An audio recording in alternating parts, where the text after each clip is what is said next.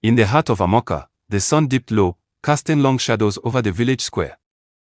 Naomi walked through the market, her waist beats jingling with every calculated step. Men stopped mid-sentence to stare. Naomi, the flower of Amaka.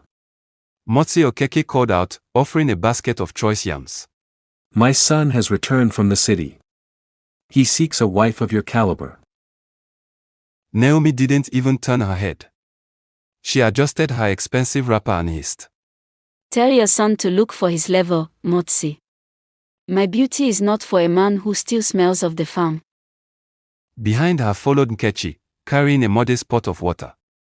When she passed Motsi Okeke, she bowed slightly. Good evening, Motsi. Do not mind her, the sun is hot today. How is your wife's leg? This was the rhythm of their lives. Naomi was the city's taste, a woman who believed her face was a currency that could buy the world. She snubbed princes, traders, and scholars alike, waiting for a god who was worthy of her reflection. Everything changed when Nick arrived. He drove into the village in a shiny black car, a rare sight in Amaka. He was tall, soft-spoken, and bore the aura of a man who had seen the world. Naturally, Naomi positioned herself at the village stream where she knew he would pass.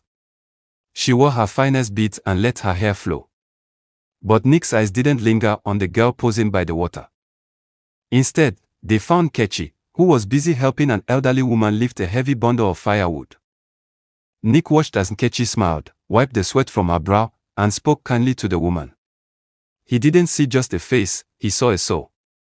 Over the next month, to the shock of the village and the silent fury of Naomi, Nick courted Nkechi. He didn't bring gold to Naomi's door, he brought a ring to Nkechi's father.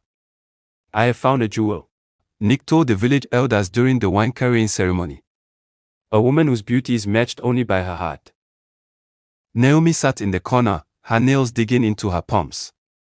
The envy was a cold snake coiling in her gut. It should have been me.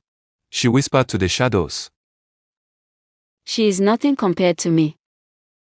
The wedding was set for Saturday. The village was buzzing with preparations. 2 days before the ceremony, the air grew heavy. Naomi met 3 shadowed men at the outskirts of the village, near the evil forest. She handed them a heavy bag of coins, her life savings and jewelry. I don't want her kidnapped for ransom. Naomi said, her voice devoid of emotion. I want her gone. Permanently. Ensure she never sees the dawn of her wedding day. That evening, Nkechi went to the back of her compound to pick vegetables for the wedding feast. A hand muffled her scream. She was dragged into the darkness. By morning, the village was in chaos. Nkechi was missing. Search parties were sent out, but it was Naomi who cried the loudest. She wailed and rolled on the ground, clutching Nick's hand. Oh, my dear friend. Who has done this to us? She sobbed into Nick's shoulder. 3 days later, Nkechi's body was found in a shallow stream. The wedding finery was replaced by a shroud. Nick was a broken man, a ghost of his former self. Naomi stayed by his side constantly, bringing him food he wouldn't eat and comforting him with words that tasted like ash. A month passed. The village returned to a somber quiet, but for Naomi, the silence was loud. It started with a breeze that smelled of Nkechi's favorite jasmine oil. Then came the dreams. In them, Nkechi would be standing at the foot of Naomi's bed, her wedding veil soaked in blood, her eyes wide and weeping. Naomi, why? The spirit would whisper. Naomi stopped sleeping. She grew thin. Every time she looked in the mirror, she didn't see her stunning beauty, she saw Nkechi's decomposing face staring back at her. The walls of her heart seemed to close in.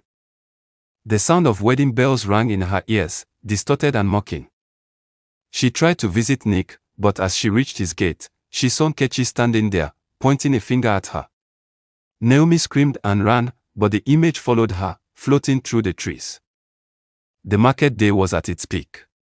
Suddenly, a high-pitched scream pierced the air. Naomi emerged from the bush path, her hair matted with dirt, her expensive wrappers torn to shreds. She was dancing a frantic, invisible jig. The blood won't come off. she shrieked, rubbing her clean hands against the red earth until they bled. The money. I gave them the money. Nkechi, please. Stop pulling my hair. The villagers gathered, horrified. Nick stood in the crowd, watching in silent shock. I killed her. Naomi topped the market table, scattering grains everywhere. I killed her. I hired the killers. She was too humble. She took my nick. She took my crown. Look at her. She is standing right there behind the chief. The crowd gasped and recoiled. There was no one behind the chief, but Naomi was swatting at the air, weeping and laughing simultaneously. I am the most beautiful. She wailed, grabbing a handful of filth and smearing it on her face. Am I not beautiful now, Nkechi? Am I not the city's taste? The elders moved to grab her, but she broke free, running toward the forest, her laughter echoing like the cry of a scavenger bird. From that day on, a ragged woman was often seen wandering the outskirts of Amaka, talking to the trees and fleeing from shadows.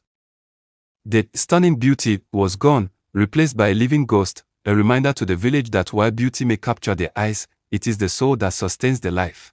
Please subscribe for more of this interesting stories with life lessons.